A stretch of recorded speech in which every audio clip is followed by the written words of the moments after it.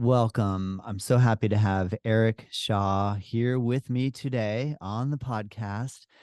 Eric, you are a return guest, and I'm so excited to have another opportunity here to ask you some more questions surrounding the authorship of your book, uh, which I'm showing here for those of you watching on YouTube. For those of you that are listening, it's called Sacred Thread, a comprehensive yoga timeline, 2000 events that shaped yoga history by Eric Shaw. And he's here with me now.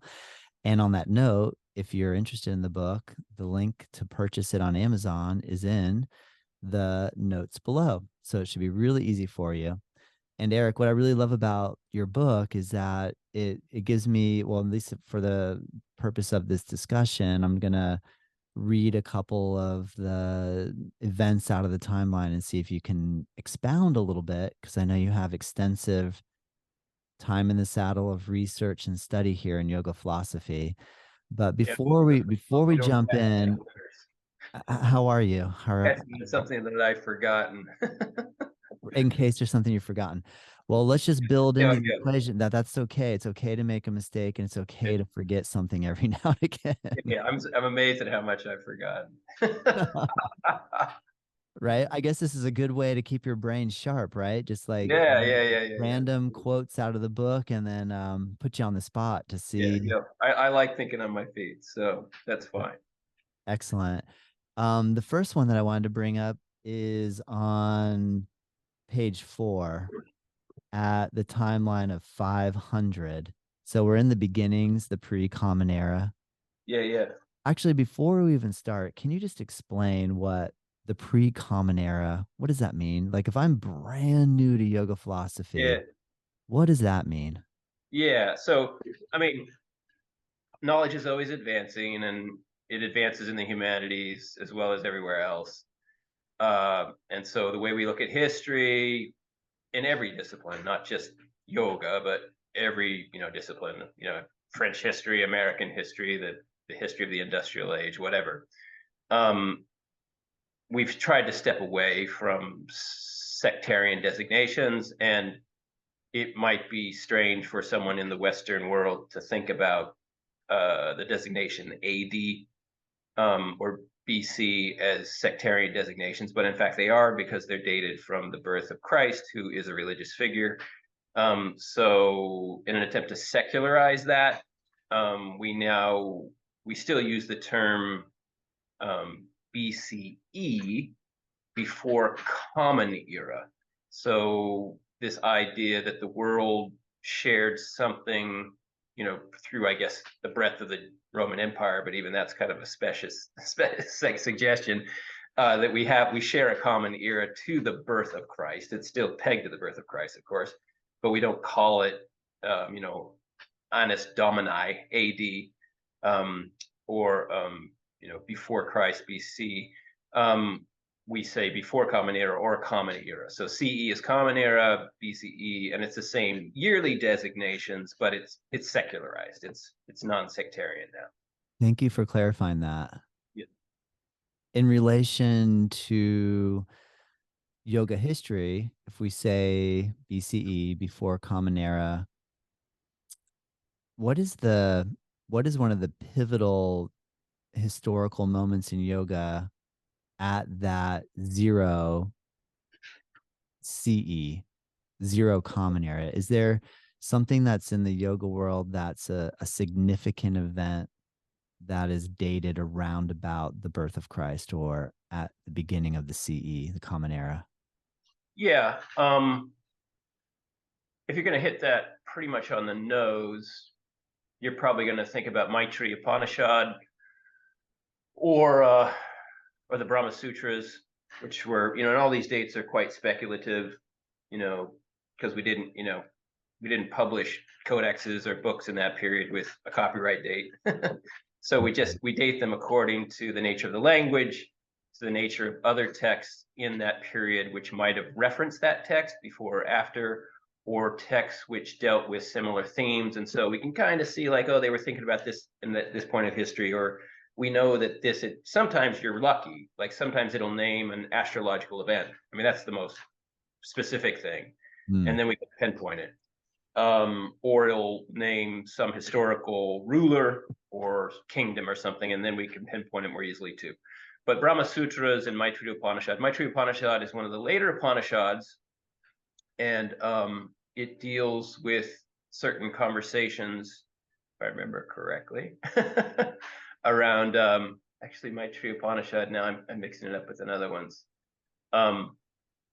It's one of the group of texts that we call the Upanishads, which first came out around the time of the Buddha. The first early Upanishads, Chandogya Upanishad and whatnot, Aranyaka Upanishad, around 500 years before the birth of Christ. But then we get a series of these important books, which are discussing yoga, which are discussing the laws of karma, which are discussing in some suggestive way the nature of the subtle body and how it operates. And so some of those later Upanishads kind of get pushed into the common era, and Maitreya Upanishad is one of them. And then the Brahma Sutras is an important text, mainly in terms of the philosophy of Advaita Vedanta, non-dualist approaches to understanding the nature of reality, which really emerges in the 7th century of the Common Era.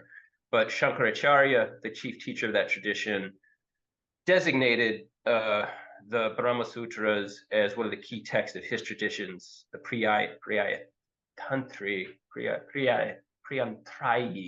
the group of 3 texts which are important to him, Bhagavad Gita being one of them as well, which commented on the Upanishads and put them into a certain category of thinking, which made them what we call non-dual, this idea that there's only one way of knowing reality, and that's to know it with absolute clarity. And if you don't know it that way, everything else is Maya, everything else is illusion. It's a very strict binary, even though it calls itself non-dual, it has a very dualistic approach to the understanding epistemology, the way of knowing. So Brahma Sutras was composed around that time. The other thing that we might look to is the emergence of the Bhagavad Gita and the Yoga Sutras, which comes close to that time. Like in the next 200 years, it's kind of the earliest dating period.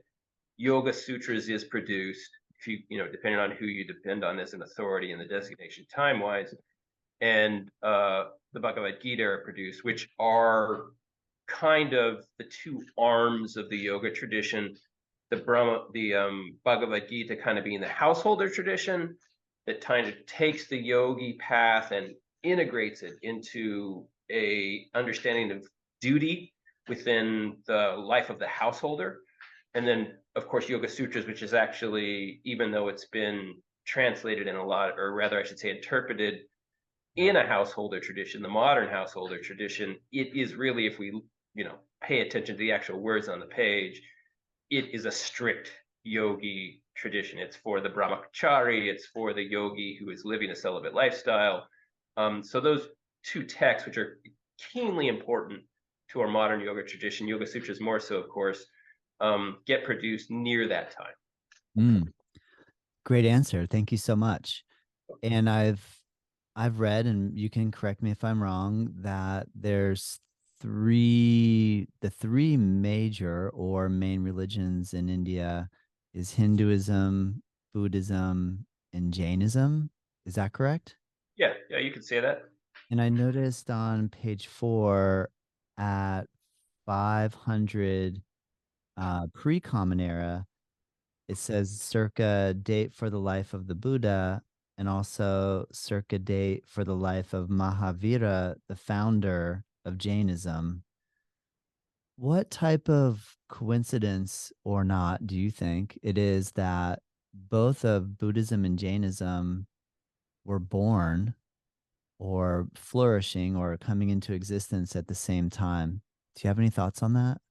Yeah, we kind of had a preview of this conversation in our last aborted attempt to make this podcast go, if Yes. you recall. Yes. And it's I think it's a key concept. I'm glad you asked me that, because it's really a key concept for, I think, understanding the nature of modern yoga. And that is that what was happening in that period, which gave rise to some alternative philosophies, which really impacted the Brahmanic tradition, the tradition of priesthood, which rested its authority in the Vedas and the message of the Vedas, was starting to erode. it was starting to lose influence. It was starting to be practiced by fewer people because it was less adaptable to the situation on the ground. And the situation on the ground was an arising of what we call the second urbanization in Indian history. The first urbanization goes back 3,300 years before the birth of Christ to the Indus-Sarasvati civilization, which is in northern India, around where Pakistan is today. A profoundly developed urban culture, one of the earliest urban cultures in human history, you know, with Sumeria, Mesopotamia, and Egypt and whatnot, contemporaneous with those, and a very complex culture, richly complex, and which was a cultural feeding stream to modern Hinduism and or even the Hinduism of, you know, thousands and thousands of years ago. But that culture declined partly probably because of happenings in the biosphere, changing of drying up of rivers and whatnot. But then we get a second urbanization that is contemporaneous with what we call the axial age across human history. Generally, there were events that were in which we got civilizations in North and South America, in China, in the the Greek islands, and this is a time when urban culture was arising worldwide in key cultures, and so we as human beings had a very different experience of self. We had a very different experience of the relationship to the primal experience of the seasons, a different experience to daily living and how we support ourselves, and our sense of what we might call praxis, what we do in this life and how we think about it, and to put that quite bluntly, what we do in our jobs. And so to live in an urban culture, as we all know, we encounter strangers every day, and we encounter strangers we don't know, and we encounter strange people that we don't understand. And so this kind of monolithic understanding of the Brahmanic tradition, the Vedic tradition, which is very tribal, we know the truth. This is our truth. Those barbarians over there don't got it. We're lucky to have it. A very kind of us-them approach to reality, even though it had a very universal cosmology, which seemed to include a lot of understanding, gets shifted into this idea of karma, which is broadly applicable to every human experience and integrates the other, those weirdos over there, those barbarians over there who have a different way of living that we don't understand, integrates their understanding too. And so with this urban culture where we're thinking more about identity, I'm a blacksmith, you're a king's attendant, you're a milkmaid, you are a farrier, you are whatever. This idea of seeing people in terms of what our roles are and getting a more discrete, more egoic identity, which creates misunderstanding when we're blended in nature, when we don't have a sense of self. We are the stars, we are the gods, we are the animals, animistic understanding that we see in all the older traditions. That is starting to fade, and we're getting isolated in our own egoic understanding because we see other egos in the urban space and lots of other reasons.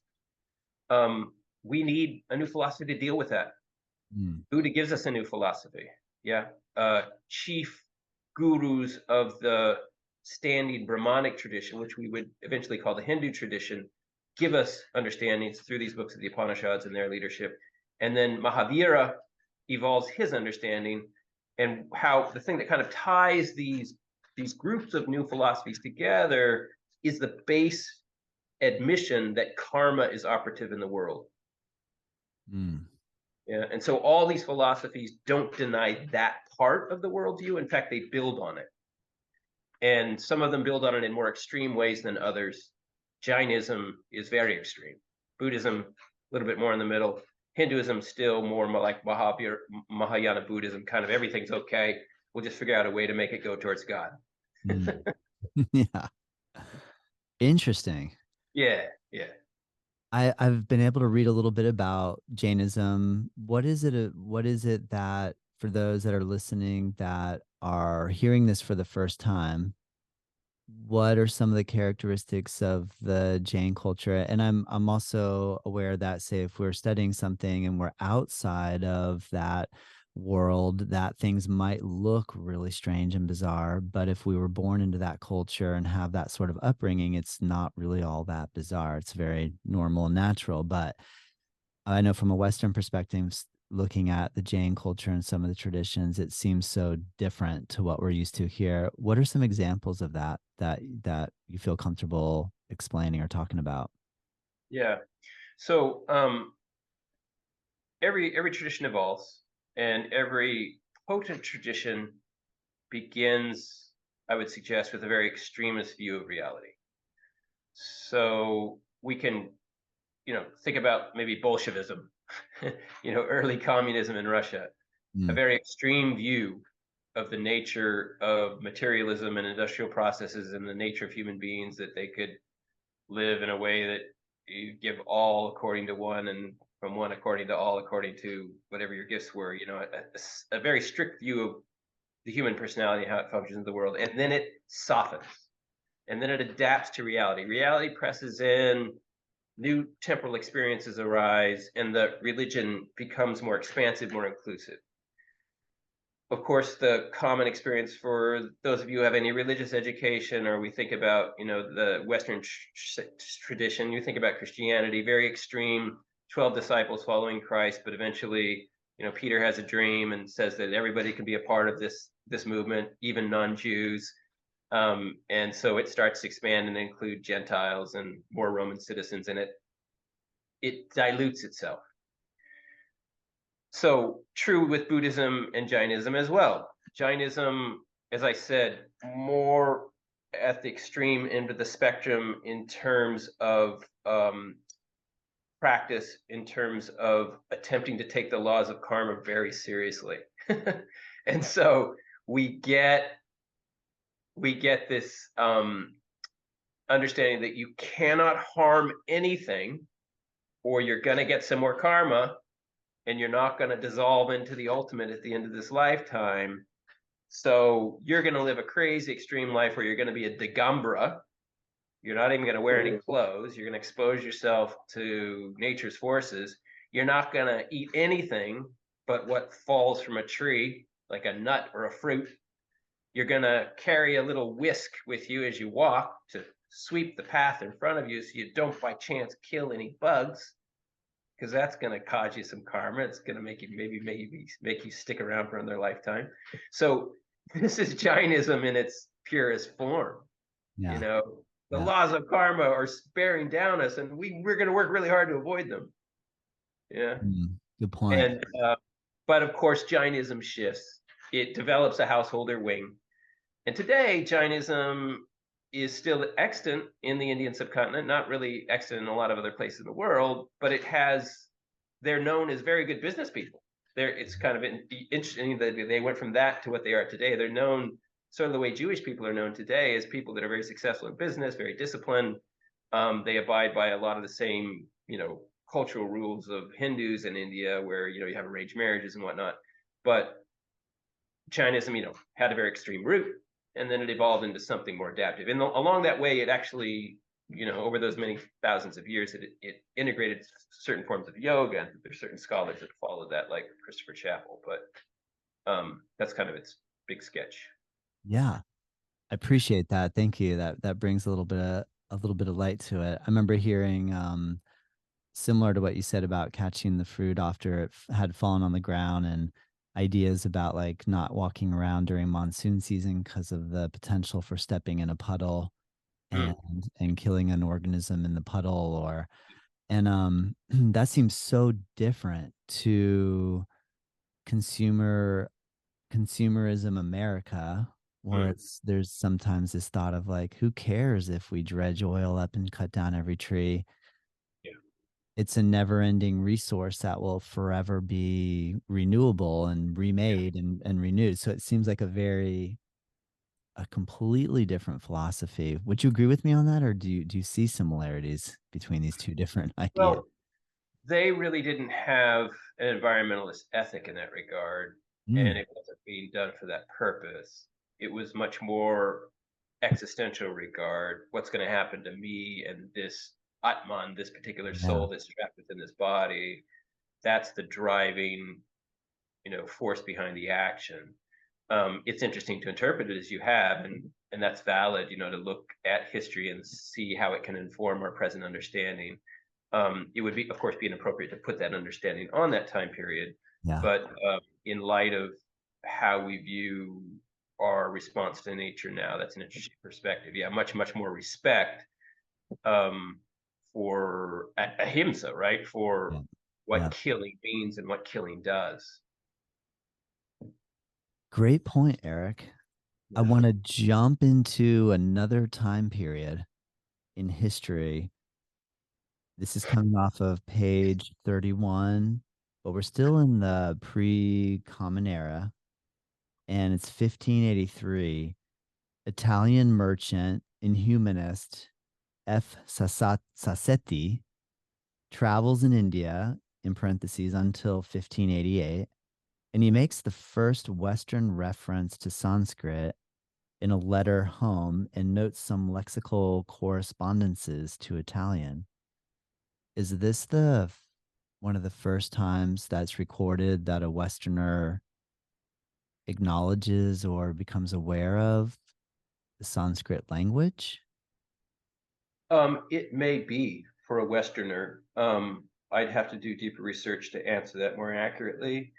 Um, and the reason I put that detail in there is that in a way that's a precursor to what would happen in the later 1700s with the Royal Asiatic Society, where there would be deep investigations into Sanskrit and an understanding that it had not just a lexical relationship, a linguistic relationship to Western culture, but also had other cultural relationships, and which yoga really kind of gets its founding in terms of the East-West conversation in that period of what we call the Orientalists investigation, the scholars of the late 1700s, early 1800s, when they start to learn the Sanskrit language from the Indian people and start to understand the immense breadth of transcendental understanding that is in the Indian tradition, so far beyond anything we find in the Western traditions, and developing a great respect for that and a capacity for translating that into Western audiences. So Mm. Sassetti is, one of these guys. I think he was a Franciscan. Um, the Franciscans were sent into India, and they had an attitude of a lot of respect for the cultures that they were sent to. Native American cultures in Asia, China and Japan. They were seeing them, to get people to become Christians, but it wasn't so blind or blunt as we often associate with those early missionaries. I mean, they had a lot of respect for these cultures. They had a lot of respect for their own culture. They thought Jesus was the light of the world, and so they wanted to find a way to kind of find a détente. Like, well, how do we translate the Bible into Navajo? How do I translate it into Sanskrit so that these people can see what I think is so valuable? There was a Yeah, lot of respect in these traditions. So they looked at these traditions with real seriousness, and they were serious scholars. interesting. Can you explain when we hear that Sanskrit's a Indo-European language, if the Sanskrit language was born thousands of years before Europeans had contact with India, how does it get that designation of being an Indo-European language? Does that mean that at some point, the first time a European came in contact with the Sanskrit language, that's when the Romance languages that have Sanskrit as its root started to be developed? Do you understand that, or what that Yeah, means? if I understand you correctly, you're right. Yeah. So one thing that Sir William Jones and these other figures that were prominent in the British incursion into India were doing as scholars was that they were kind of unwinding Indian history at the same time that they were working with ethnography, looking at the evolution of their culture. They were looking at philology, they were looking at the textual history, and they were linguists. They were looking at language very carefully. And these guys were brilliant. I mean, crazy brilliant. I mean, you look at their production, the books they wrote, and the range of their understanding. It's just awe-inspiring. So very impressive figures with a lot of scholarly acumen. So so what the picture that emerged then, which is pretty much still true, it's changed in its details, and there's arguments kind of from nationalistic Hinduism now, which are kind of biased scholarly treatises of the material. But in the Caucasus region, which is kind of what we call Anatolia or northern, or what's Georgia today, or northeastern Turkey, there was a culture, Caucasoid culture, these culture of these guys who supposedly first brought horses to heel, domesticated horses, and lived on the plains and traveled over that area. I mean, today Ukraine's at war, and we know it's kind of the breadbasket of the world. It's that way because that whole area is sort of like the middle of the United States. Mm. Not a lot of mountains, a lot of open fields. You Yeah. can travel long distances without much interference, and so the horse is very useful for that.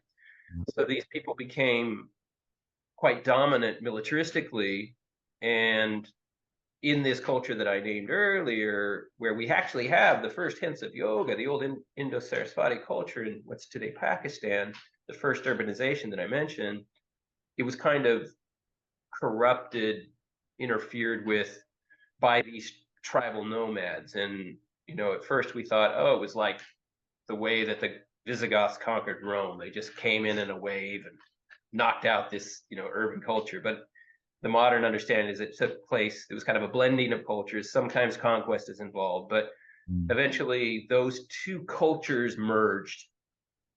And that language grouping that we call Old Indo-European, or by its old name Aryan, which of course is now a problematic term because of what the Nazis did with it, is a set of cultural norms and references, as well as a language grouping from which we can trace a lot of European languages, mainly Latin, and find root words with root references that are the same. So one way in which we can explore the deep history of human civilization, human culture, and its evolution is through language patterns. We can map them through time. There's so many clues in the modern lexicon of all the languages. So that's when we refer to Old Indo-European and we tie it to Latin, we're Mm. not only mapping connections linguistically, we're mapping connections genetically, we're Mm. mapping connections culturally, we're mapping connections in historical events. So that's a fascinating kind of cathexis, a fascinating kind of mix of That is. different disciplines, understanding different disciplines in the historical record, which tie us to India and ultimately to yoga, and helps us understand yoga better. That's so cool. That was a great answer. I've been wondering about that. That makes perfect sense. Yeah, so those people in Anatolia, they didn't just go to the south and to the east into India, they also went south into Iran, and Mm-hmm. they went to the west into Europe. So that they were just a powerful culture. And there's some of these powerful cultures just influence a lot of different cultures. The Vikings were like that. So we see traces, huge traces of their effect in a lot of traditions. Yeah, very cool. Let me bring us a little further along into the 1800s. So I'm on page 46 in the 1830s, which this might, I guess I'm always trying to learn about history and get some sort of like context. And I've recently engaged in watching, I know it's like really trendy and all, but Yellowstone. And then I'd they, love to see more of that. From what and then I've they, seen, that show, it looks like a and then they go back into 1883, kind of show this evolution of how the Yellowstone Ranch from this particular show happened, and then 1924, and just to kind of try to understand just even the history within the 100 or 200 years. here in the US and like how much has changed and how fast, and it amazes me. So even to kind of have that visual of like where the American West was at in the 1800s, and to think, like to read some of the stuff about yoga is pretty amazing. Like Yeah, and just that a, was part of the goal of my book, is I wanted to map it across, like what mm, was happening in America at this time. That yeah, this was going on in India. It's just, in a way, it's very disjunctive. Like to think about these co-evolutionary paths, India and the United States, or India and the world, and yeah, all these events that we tie to yoga. What was going on over here? Well, in 1883, they had, if I'm about right, if I'm thinking about right, that's about the time that they translated the Siva Samhita, which is one of mm, the texts of yoga, and so we can think about that going on with the Theosophical Society, investigating India and its traditions and translating original yoga texts. Meanwhile, Yellowstone Park was being developed by a bunch of ranchers, and maybe they were still fighting the Indians. And we had, it's just, yeah. it's strangely disjunctive and I think fascinating. It's lovely. It's a lovely It is parallel fascinating. connection. One of the ones I noticed, well, yeah, you had just mentioned this one. Well, in 1831, Helena Petrovna Blavatsky, who Blavatsky, was the founder of the Theosophical Society that I just mentioned. yeah, is born in Ukraine, Yeah. August 12th, 1890. Can you talk to us a little bit about the Theosophical Society and what role that had in helping the West understand India? Yeah, yeah, massive, massive effect. So a really wonderful subject, and something that, I think any view of yoga history would integrate a deep understanding of the Theosophical Society. It's hard to think of it now, but what could I compare it to? Hard to compare it to any other cultural movement that's going on today. Um, Maybe I could think about, I don't know. Well, anyway, I mean, a lot of artists were involved in it. A lot of scholars were involved in it. A lot of, people who were key cultural movers. If you were a cool person from about 1875 is when it was founded. If you're a Um, cool person.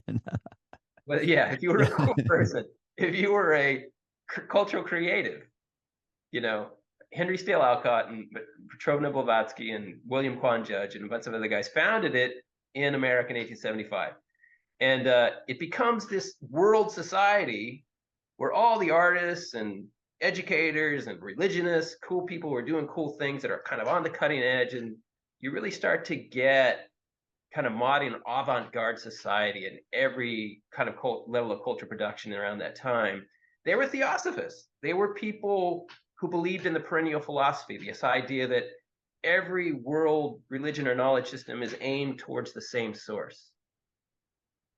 It's not a bunch of bricolage. It's not a bunch of competing philosophies. They all are trying to describe the same Mm, reality. mm, So we got that in this really cool philosophy of the Theosophical Society, and it blended powerful elements of yoga, primarily, but different understandings from Buddhism, different understandings from actually old Egyptian traditions, because that was big.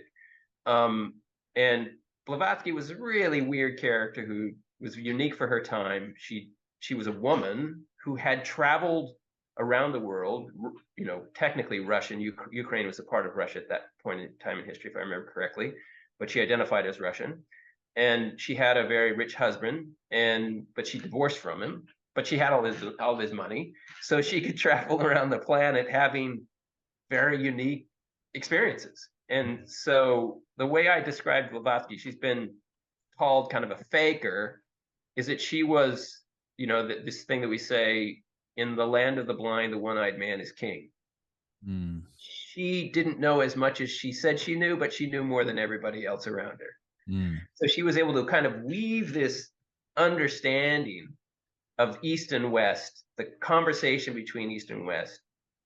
And she was so charismatic and so self-motivated and so full of her vision of how the East and West could have a deeper conversation that she empowered publishing houses and organizations and when we look at yoga with the Theosophical Society, it's not just all these other things that I mentioned, but they translated all the key yoga texts of that era, into English. They translated the Yoga Sutras, they translated the Siva Samhita, they translated the Hatha Yoga Pradipika, they translated the Granda Samhita, and they not just one edition, but numbers of editions with different commentaries. And so, and they taught the chakra system in their classes. I remember when I was a young man, first gravitating towards some of this weird alternative stuff, going to a theosophical class in Portland, Oregon. I must have been like 19, like just I'd stopped out of college for a while, and they were teaching us about the chakra system. I didn't know it had anything to do with yoga at the time, Yeah. but so it was a deeply rooted in Western culture form that was teaching the synergy, the interrelationship of East and West, and yoga was a key part of that. So the society that Petrovna Blavatsky founded had a huge effect on the East-West conversation. Wow. Is there a current group that are pushing the boundaries on the level that you're noticing that the Theosophical Society did? You tried to think of a group, a Yeah. current group. Isn't there a group that's pushing the boundaries with the whole Hatha Yoga project? Or I Hmm. don't think there's something called the something project. Oh gosh, that's a Yeah. horrible way to come in with a question. Yeah. I just remember hearing something recently where there are more modern scholars that are attempting to sounds like do what the Theosophical Society was doing during that time, but nothing jumped into your mind as to be equivalent. Is there anything that Yeah. comes close Um, in relation to the yoga philosophy? no, Well, you. I mean, what I I know mean? what you're doing with your book. I know you're probably wanting to say, well, that's what I'm trying to do with my book. Yeah, it's true. It's true. I mean, the East-West conversation is still very, very dynamic, because the cultures continue to diverge in their different ways and meet in different ways. Yeah. Actually, the example that I couldn't call to mind, and I know which is kind of a contentious one because people have strong opinions about it, is Scientology. Mm. I mean, it's kind of a unique kind of, you might say, a pseudo religion, and Theosophy was kind of a pseudo religion. Ah. That a lot of cultural creatives are a part of, and it's very dynamic for their sense of themselves and their sense of the world and how productive they get. I mean, I'm not a Scientologist, and I just have a peripheral understanding of it, but you know, a lot of prominent people in the entertainment industry are Scientologists. So that was my nearest correlative that I could Oh, think of. yeah, that's a good one. That got me thinking. That's cool. Yeah, I Yeah, I know, and I want to just tiptoe to be careful because I want to respect everybody's belief system. So I don't want to say anything negative about Scientology. I guess I've seen a lot of negative stuff about yeah, Scientology, so that's why. yeah. It gets some bad press, but every religion gets a lot of bad press these days. But Even yoga. even yoga gets bad press, huh? Even yoga. That's cool, man. I hear ya. I guess, but I like the idea of It's thinking hard to about. be a spiritual person in a secular world. Yeah, Any yeah, kind of spiritual person. I mean, yeah. yeah, in the That's modern age. interesting. Good point. Good point. Sorry, I was trying to get ahead so I would have a question ready for you to go. But I But do. it might be interesting to riff off your tangent, which you were kind of referencing the Hatha Yoga project. So that was something that, if Yes, I got the please. dates right, was initiated in 2018 with Jim Mallinson and Mark Singleton and a bunch of other people who applied for a huge grant to the European Research Council and got like $5 million to research Hatha Yoga texts. And Mallinson was the key. He was the guy who applied for the grant and was able to distribute it and hold in Balaclava and Singleton and some of the other people, Jason Birch and some other people. And they I think they just finished it in 2000 this year, if I remember correctly, and they made huge contributions to our understanding of the historical timeline and the text of Hatha Yoga, because they mainly focused on that medieval period beginning in about the year 1000, where the key texts were produced. So the Hatha Yoga Project wasn't a broad movement that incorporated a lot of people, but it was a very, very powerful research initiative which vastly expanded our understanding of particularly yoga history, but also yoga texts and the roots of Hatha yoga. So Jim Allenson, shout out to him, and especially, put him in a YouTube search and listen to his talks. They're amazing. Cool. Good advice. If I jump forward to this one, caught my eye, 1927. And I've heard this name before, but I have no visual representation of this. And I'm wondering, I do want to lead this into the picture that you put on the front of the book, so I'm curious. But it says Richard Hittleman, TV yogi, founder of studios and author of 24 books on yoga philosophy and practice, is born in New York City, March 7th of this is in 1927. Who is he? Richard Yeah, Hittleman. interesting character. We're kind of near his birthday, aren't we? We are. Seven. March 7th, pretty close. Yeah, we could pay a little Yeah. tribute to him. Yeah.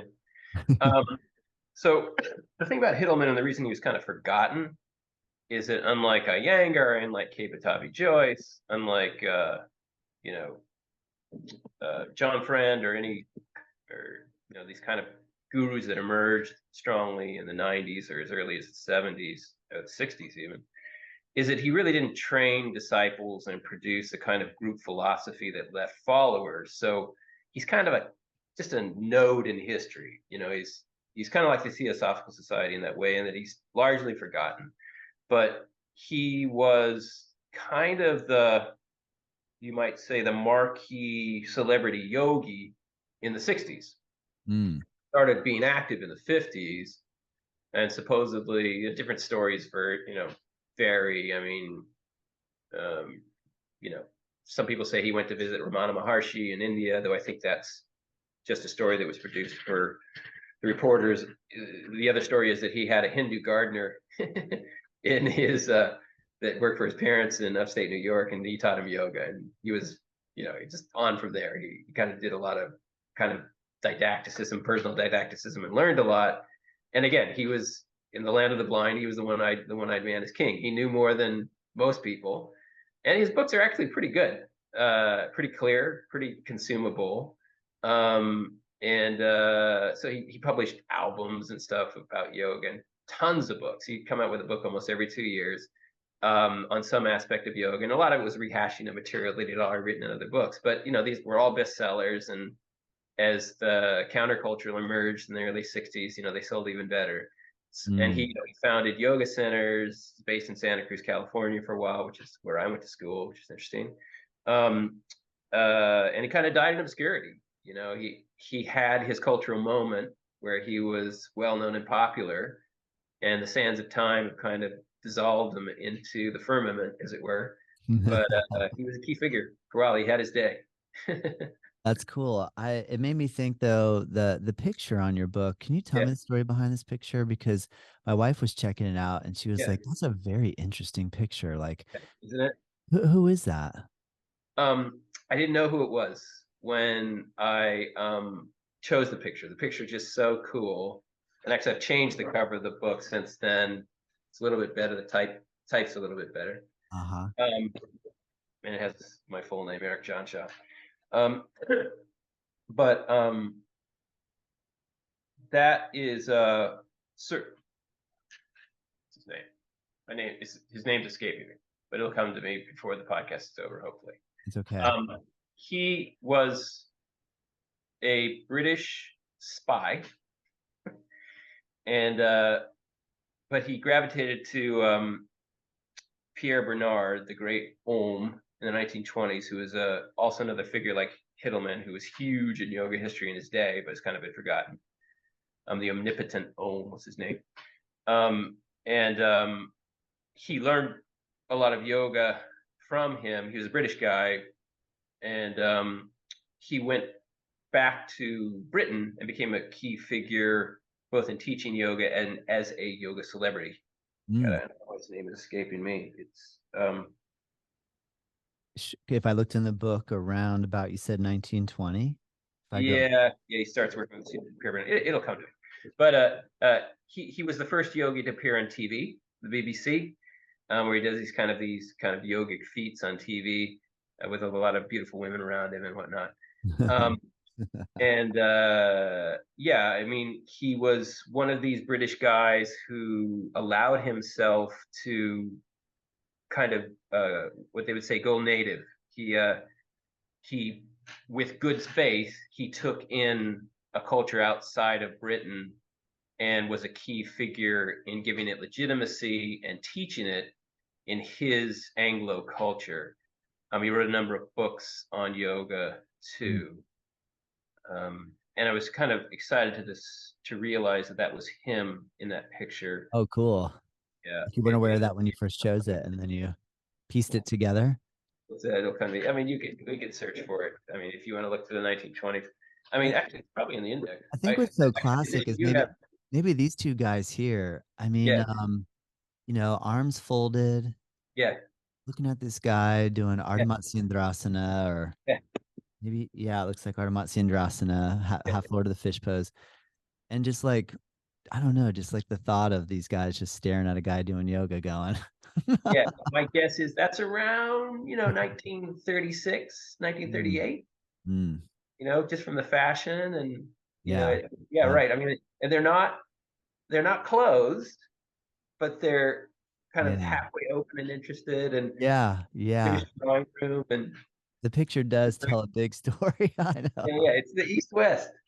Yes. I like it. Going back just a little bit, but in the chronology, page 95, 1920s, the 37-year-old Krishnamacharya returns to Bangalore and marries Iyengar's 11-year-old sister, Yeah, Srimati Namagiriyamma, yeah, in March. Namakaniyama. Child marriage being common practice in the India of that era.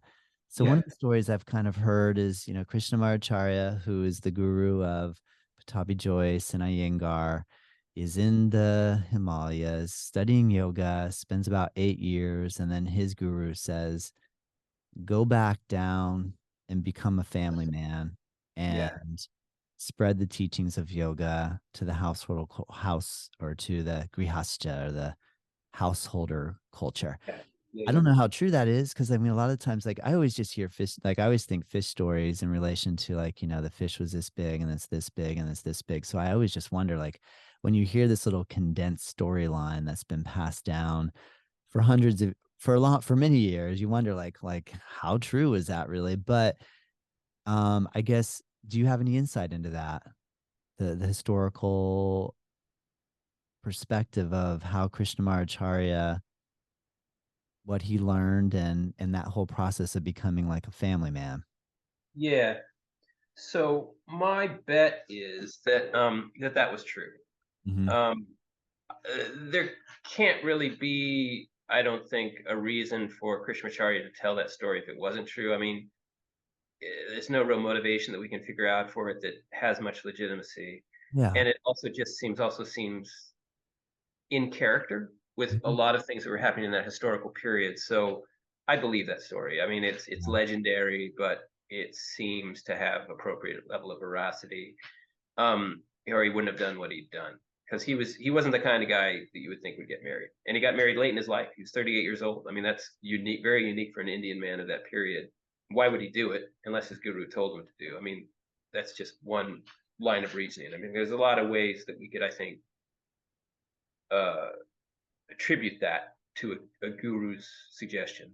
What do you think the connection, though, was when he married Iyengar's sister? Was Yeah, Iyengar a student of Krishnamacharya, or did he marry Iyengar's sister, and that's how Iyengar met Krishnamacharya? yeah, the latter. The latter. So, so and then you put in parentheses that this was during that time period in India, marrying 11-year-old was socially acceptable. I think probably anyone listening in our culture here now would be cringing at the thought of a 30-year-old, 38-year-old man marrying an 11-year-old. Yeah. Do you ever get any insight into that, or is that just like a taboo subject? Like, let's just not go there. I mean, we could talk about it. I mean, Yeah. You might get some hate mail, but No, I'm not seeking that out. I just didn't know if there's you get any. hate mail over just opening your eyes in the morning these days. So Good point. Good can't say point. anything without stirring up controversy. But maybe that's a good thing. People are thinking and responding. True. Yeah, All feeling right. strong, expressing themselves. Yeah. Yeah. Maybe we just leave that one go then.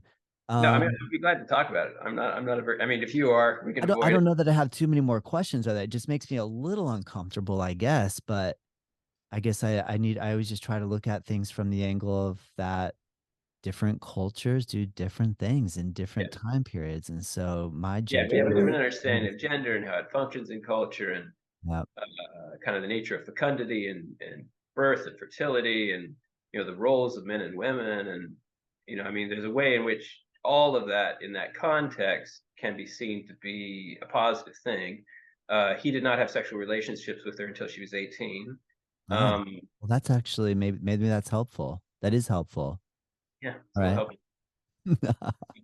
Yeah, and he became a householder, which if we're gonna kind of keep steering this to yoga history, I mean that kind of allowed him to be in the world rather Yeah. than back in a cave or just in a scholar's den, Yeah. teaching people and having kind of softening his personality because Krishnamacharya was a very extreme person, and so it was probably good for him to have a wife. And one thing that I speculate about, I think it's in the book, is that he was such a hothead, he was such an extremist, he's such an intellectual and so focused on like the black and white of the world, things, being seen in very extreme rational terms, that his guru needed to slow him down. Needed to say, dude, you need a wife, you need some kids, you need Mm, to like, just cool it a little bit. I think if this is your path, it'll be best for everybody involved. You're not going to interesting. hurt anyone. But Yeah. he hurt a lot of people anyway. He was a very severe character. So that's my sense that he wanted to take the edge off of Krishnamacharya's ego. And his family had relationships with the family of Iyengar. They were all Sri Vaishnavites, similar caste. And in those days, you pretty much married somebody in your caste. And so it was seen as an alliance of two families, and Iyengar seemed to have a good family. They had like 7 kids, and father died soon after that. But I mean, we get the benefit of it because he became a householder and, Yeah. Good produced, point. powerful sons who contributed to the yoga, Jessica Char and whatnot. Yeah. And he met Iyengar, who became one of the greatest teachers in world history and taught Iyengar. And you have a background in practicing Iyengar yoga. Why? You've had a lot of you've had a lot of experience practicing Iyengar yoga. Yeah, yeah, in the past. Yeah. Yep. What about these days? When you do you do any hatha yoga practice, or are you mostly fascinated with the philosophy side? It all comes in. I mean, my training in Iyengar yoga has had an immense effect on me and really internalized my understanding and made me attentive to alignment in ways that are still powerful for me and still open up doors for me. And I revere my teachers, Tony Briggs, Chandra Remete, and a lot of others who taught me amazing things, which have opened up doors for me to keep exploring. So Iyengar was an amazing teacher, a man of great integrity and ferocity, like his guru. He had his shortcomings, like everybody, but he offered an incredible gift to the world, and we still benefit from it. I still benefited from it personally. Very cool. I'm because you just mentioned Isikachar, when I got to page 206 in 2013, it says accused of inappropriately having sex with his students. How do I pronounce this name? Kastub? Kashtub? Custom, his son, Custom Kashtub Desikachar. Desikachar falls from grace. Is that Desikachar's son? Yeah, Got it. I didn't know that. That was a new one for me. All right. I fortunate. wanted, yeah, I wanted to kind of jump as we're getting close to our 1 hour session mark here. I wanted to jump a little bit more like into the current modern times. And actually, this one I see that you're using a bibliography, and on page 223, this is something I wanted to ask you about. about Wendy Doniger. I, for a yoga class recently, used her interpretation of the Vedas. I believe it was Rig Veda that she had done a lot. I don't know what year she did that in. And then I had someone kind of sharply correct me that she actually, this came from an Indian woman, that don't listen to Wendy Doniger. She's a Westerner that doesn't isn't translating the Vedas according to the true meaning of the Vedas. And I was thankful that I had that insight, because I was enjoying reading Wendy's book, and I thought, just really interesting, just getting that interpretation or translation of the Vedas or the Rig Veda. What are your thoughts around all that? Have you heard that before? Is Yeah. that common knowledge? And I want to be up to speed with what's going on. Well, I wouldn't say it's common knowledge. I guess, and maybe in a small little circle of people that Yeah. are interested in yoga philosophy. But what do we know about all that? Yeah. So let's not call that knowledge. Let's call that an opinion. Okay, thank you. All right. Say my interpretation of a text is incorrect. That's an opinion. Okay. And the wider consensus is going to depend on your authority and my authority, my experience and your experience, right? Yeah, that makes So, sense. so if I can map that for you, Wendy Doniger is an incredibly gifted linguist. She came out of the gate with an amazing book called Shiva, the Erotic Ascetic. Really, really transformed our understanding of Indian myth and how it evolved and the richness of it. I think that was her dissertation, but that was her first significant book, and she tied it to postmodern philosophy and everything. I mean, just brilliant. I mean, this woman is just a genius beyond genius. Part of her genius is expressed in her freedom from social norm. She is not shy about interpreting the erotic elements of Indian tradition, which are key. They're key to the householder tradition and the understanding of fertility in the household. All those images we see on the old Indian temples of people having crazy sexual experiences, that's all a sign of fertility. And then also the way that sex was used in the Hatha yoga tradition to control the movement of energy in singular bodies or in sexual ritual with a coupled pair. So, but what India has been gifted by the British incursion, unfortunately, is a shame of those traditions, because the British were ashamed of their sexuality, the Victorian era, and they put that on the Indians and they took it on. Good So point. that whole tradition that embraced sexuality, which is a part of so many traditions before the Victorian era, has been denied. People aren't comfortable about it because they think it looks them in a bad light. And so, because Doniger is so free with this material, Mm. the proof is in the pudding. Read the text. If you want to compare her translation of the Rig Veda with some other person's translation, you can do that. I think my opinion is that she's brilliant and she's straightforward and very poetic and clear in her interpretations. The main reason that she got in a bad way with the Indian public is she wrote a history of Hinduism called The Hindus. And because she published it at the time of rising Hindu nationalism in India, and because she was so comfortable with the erotic elements of Hindu history, the book was banned. Mm. The book was not only banned, but all the published editions of the book were shredded because a court case was brought against her for some, I can't the exact term. I mean, degeneracy or something like that. Okay. And the court case was won because you have stronger laws against censorship in India. I've got the book on my shelf. It's an amazing book. It's a brilliant book.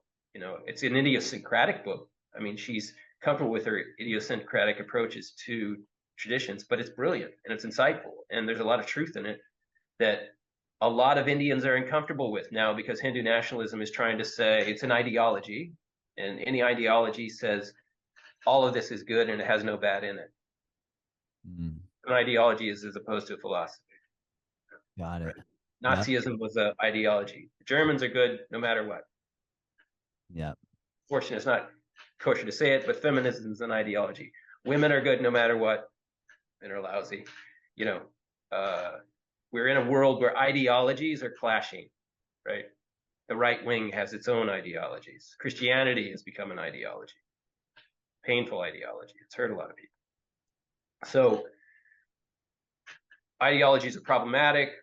Hindutva, which is the new rising racialistic, religionistic approach to government and cultural consensus in India, is not wanting to look at its history in any kind of open way. It's only good. Hindus are only good. They don't make any mistakes, and that's problematic. So they look at Doniger in this light. So back to the yoga tradition, don't get too much off tack. I mean, I think her rather idiosyncratic, got it on my shelf, translation of the Vedas is wonderful to read. It's wonderful to read. And if you don't think Doniger's on point, read some other translations. There's not many out there, frankly, which are very approachable because the Vedas are so thick and there's a lot of material that no one will ever want to read because it's just very technical. But she tells stories. Give me half a moment, Yeah, audience. please. I pulled it off my shelf.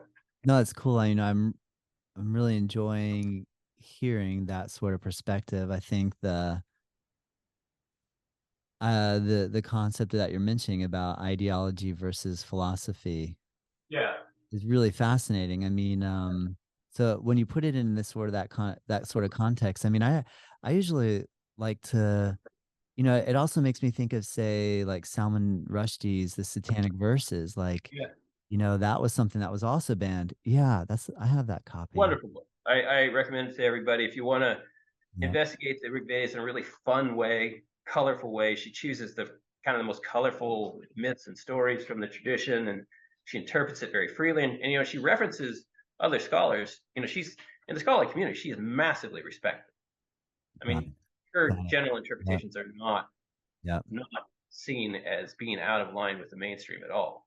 Okay. So very valuable. And while I'm at it, I mentioned the Hatha Yoga Project with James Mallinson, and this is the primary book they produced, The Roots of Yoga, and it's by Singleton and Mallinson.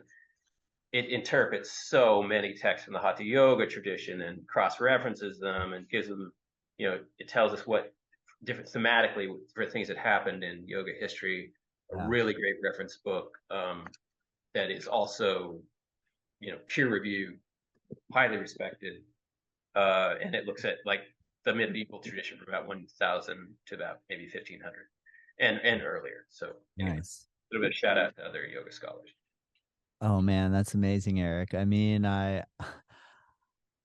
we could just keep doing these podcast sessions and never even get around to like exhausting ideas that you've already come across. So, for me, this is a real treat to randomly just kind of go across the chronology like that and just pick very like ideas that I never would have heard about or thought about. It's just a real treat for me. I mean, I love the philosophy world, and you've done so much research on this. So I appreciate you being open about it and just kind of, like you made mention, maybe we talked about a few subjects that might push people's buttons, but Yeah, I genuinely get the feeling that you're just trying to keep an open mind and look at all of these different texts and just let me go ahead and read these. I really enjoyed on our first conversation that when I asked you then where your beliefs are, and you explained to me that you are a Christian, and I found that really refreshing too, because maybe sometimes people want to pigeonhole a yoga philosopher.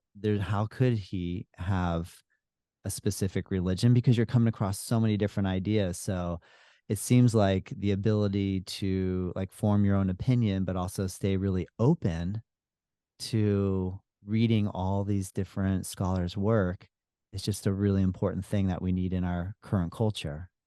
yeah, and I don't want to whitewash myself either. I mean, I have my prejudices, I have my biases, and anybody listening to this will be, aware of that.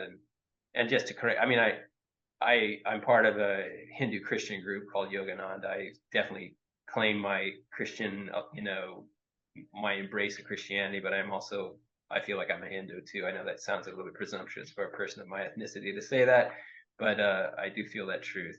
So yeah, I feel like we have so much to learn from every culture, and the Hindu tradition in particular has a wealth that is just beyond human ken, and is so deeply valuable. And the entree that we have into that through yoga is amazing. That people want to go into the depths, and it hurts my heart that these days yoga has moved to so much of a shallow interpretation in the general practice of the United States. I mean, there's a lot of speculation about that early on about is it going to go shallow, is it going to go deep, and I hate to say it, but I think the diagnosis is that it's gone more shallow. I mean, that's painful to me. It's like there's so much depth in the tradition, and I hope this podcast is maybe stimulating to people and will follow up and do their own depth of the practice because it serves people so fully. Thank you, Eric. I think you do an amazing job, and I hope to have you back. Yeah, I'd love to talk again. I'd We'll love talking to you, Todd. continue the conversation. So You're really good at what you do. You're so good at thank, pulling the best out of people, and I value that. So I appreciate you holding the space for me. It means a thank lot. you. Thank you. All right, man. Well, I really appreciate that as well. And let's do it again. I'll keep in touch with you, Okay, cool. man. Namaste. Namaste.